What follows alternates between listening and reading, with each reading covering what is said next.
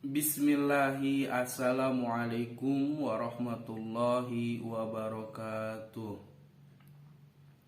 Alhamdulillahirabbil alamin, amma ba'du.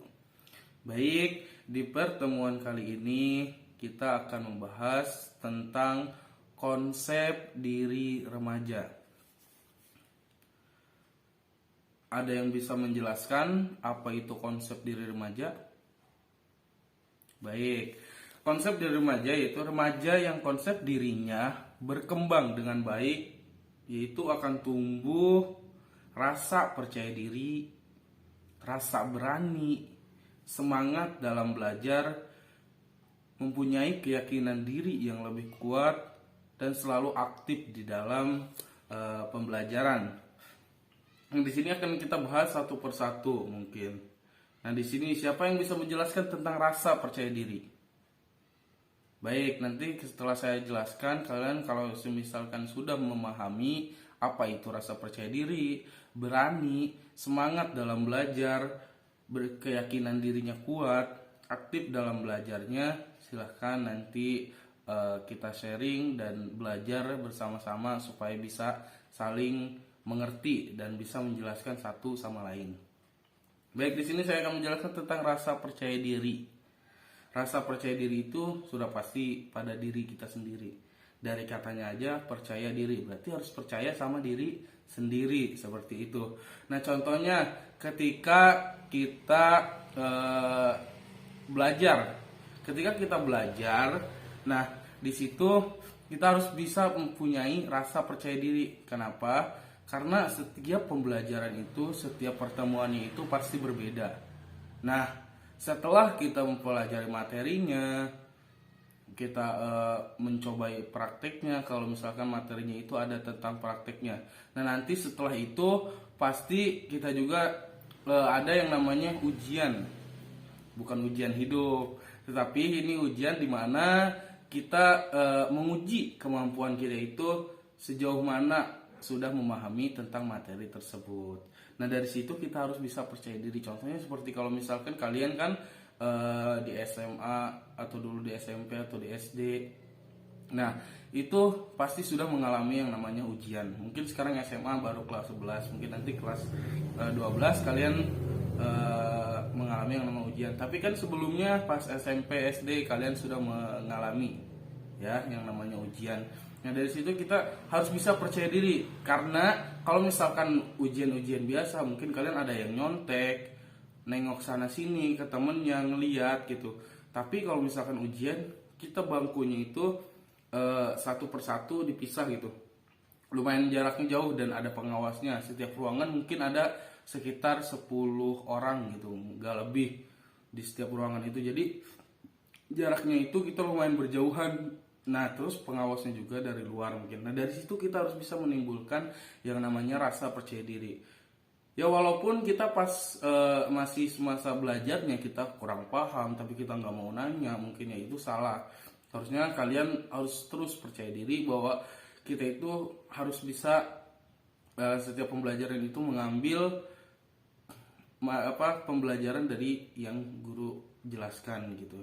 Nah, contohnya di sini kalau misalkan tentang percaya diri itu yang tadi ya kita lanjutkan, kita harus percaya diri ketika kita ada materi, beberapa materi yang belum kita pahami dan ada muncul atau mungkin belum kita pelajari juga ada muncul gitu.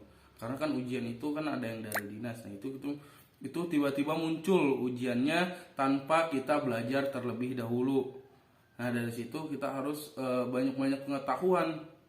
Makanya ibaratnya kita besok ujian tentang bahasa Indonesia, kita harus banyak pengetahuannya. Nah, setelah itu baru itu balik lagi ke diri masing-masing, gimana kita bisa melaksanakan ujiannya dengan baik. Itu contohnya di sini tentang percaya diri.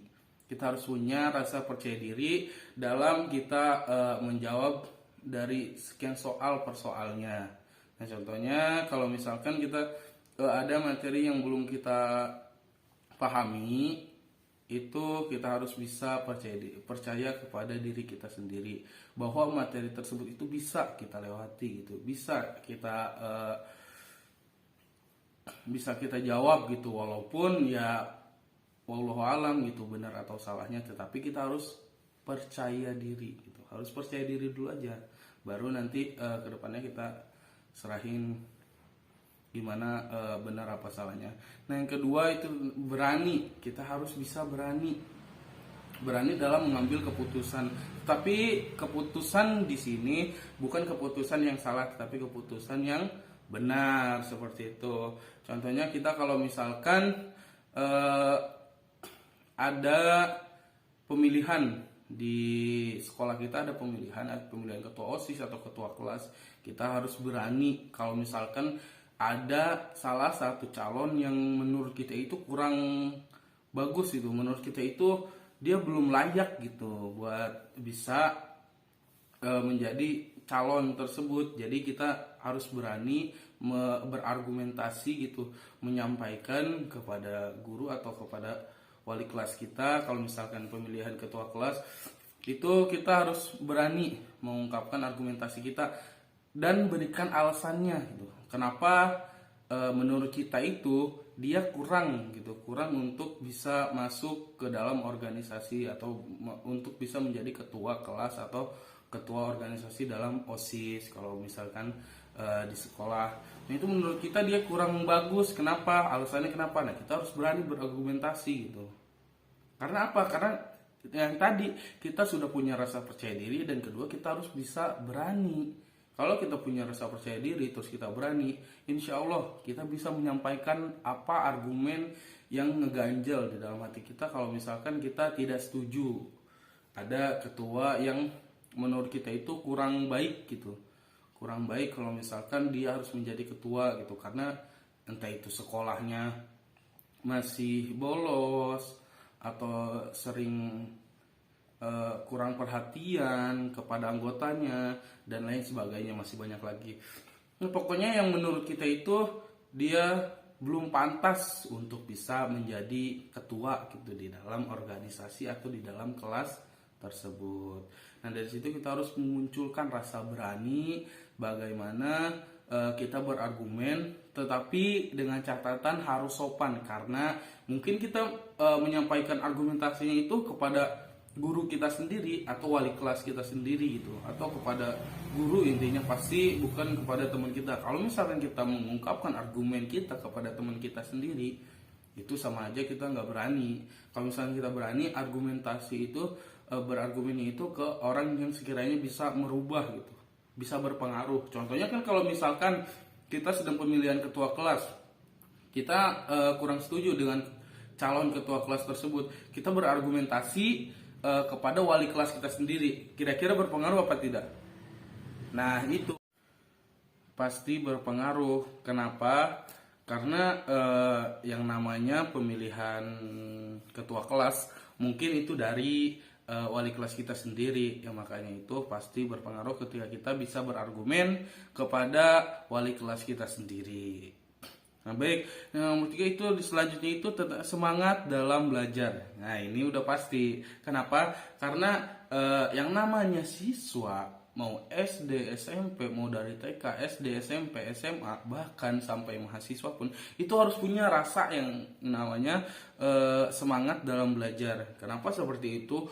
Walaupun kita sudah merasa jadi mahasiswa atau mungkin yang sudah kuliah ya, merasa sudah belajarnya itu sudah banyak, itu pembelajaran yang kita lewati sudah banyak, tetap pasti ada yang namanya harus kita pelajari lagi. Kenapa seperti itu? Mungkin pelajaran-pelajaran yang dulu yang SD, SMP-nya itu bahkan ada yang lupa. Nah, itu mungkin nanti ada lagi, muncul lagi pembelajarannya, ada lagi materinya gitu. Nah, nanti mungkin seperti itu terus. Kalau misalkan kita punya rasa semangat dalam belajar, itu sudah poin plus. Kenapa? Karena bukan saya gimana-gimana, tetapi yang saya lihat gitu, tidak semua orang yang sekolah itu mempunyai semangat dalam belajarnya. Kenapa seperti itu? Karena kalian lihat aja gitu, di teman-teman kalian pun pasti ada yang kelihatannya males, kadang di kelas tidur gitu, tidak memperhatikan gurunya gitu. Masih banyak orang-orang yang seperti itu gitu, murid-murid yang seperti itu. Kenapa? Karena mereka tidak mempunyai semangat dalam belajar. Bahkan ada juga beberapa yang tidak mengerti arti dalam belajar itu apa.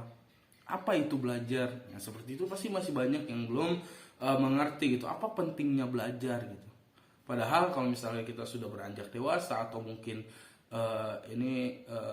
maksudnya ini masih sekedar contoh atau mungkin sampai berubah tangga, itu yang kita pelajari, yang pelajari semasa sekolah itu pasti ada satu atau dua yang bisa dipakai gitu untuk kehidupan sehari-hari. Pasti ada pengalaman, karena kalau pengalaman itu tidak ada hentinya gitu, terus-terus ketika kita masih berjalan, itu pengalaman selalu bermunculan gitu. Walaupun kita mau udah tua atau udah dewasa, udah nikah dan lain sebagainya, itu pasti yang namanya pengalaman itu ada. Nah, di sini kenapa itu pentingnya semangat dalam belajar. Karena apalagi di usia-usia kalian ini yang masih mungkin ada yang 16, 17 tahun, 18 tahun mungkin ya. Itu masa-masanya pemikiran atau otak kalian itu masih fresh gitu. Coba kalau misalkan kalian udah tua atau udah berumah tangga, kalian lihat sendirilah orang tua kalian sendiri gitu. Masih banyak gitu, bukan hanya satu atau dua yang dipikirkan gitu, tetapi banyak yang dipikirkannya itu bukan hanya satu atau dua gitu. Karena mereka ya memikirkan, mungkin kalau misalkan orang tua itu memikirkan gimana cara membiayai anaknya, gimana cara menghidupi atau menafkahi anak istrinya gitu, masih banyak gitu. Mungkin ada yang sampai ngutang, ini mah sekedar contoh aja ya, atau mungkin sampai minjem dulu. Wah, itu masih banyak gitu yang harus dipikirkan, bukan hanya satu dua gitu. Kalau kita apa coba yang dipikirkan? Kita uang jajan dikasih, kalau misalkan kita pengen makan juga, mungkin sarapan juga gitu pagi sebelum kita berangkat ke sekolah, mungkin sudah disiapkan sama orang tua kita gitu. Kita bangun cuma disuruh mandi, tiba-tiba sarapan sudah siap gitu. Ketika pergi ke sekolah, mungkin kita hanya memikirkan apa? Mungkin kita yang hanya pikirkan tentang belajar, dan belajar. Apalagi tidak ada lagi yang kita pikirkan gitu selama kita kalau misalkan masih sekolah.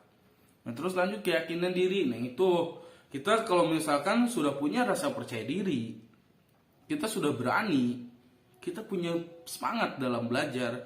Nah, kita itu harus punya keyakinan diri. Karena dari semua itu kita harus punya harus yakin bahwa diri kita itu mampu atau bahwa diri kita itu bisa untuk belajar di kelas gitu. Walaupun kita misalkan kan kita setiap tahun itu ada kenaikan kelas.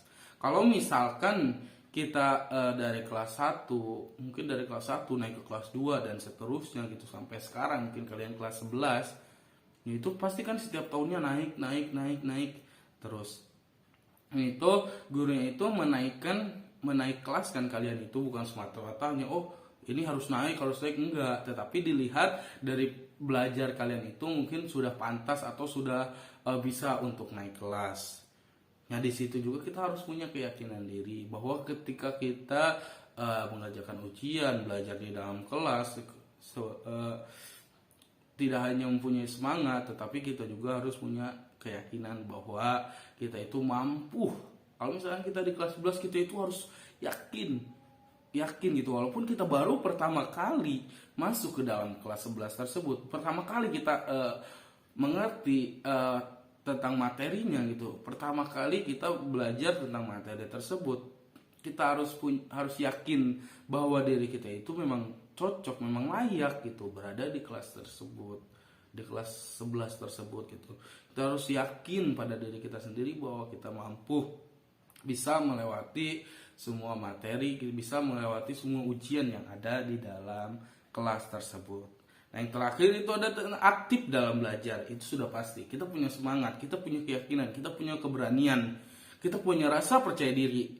Nah, itu semua Kalau misalkan kita tidak aktif, kita hanya menjalankan sekedarnya saja, itu tidak bisa. Kenapa? Karena kita harus juga bisa aktif dalam aktif organisasi, dalam belajarnya, aktif di dalam kelas gitu.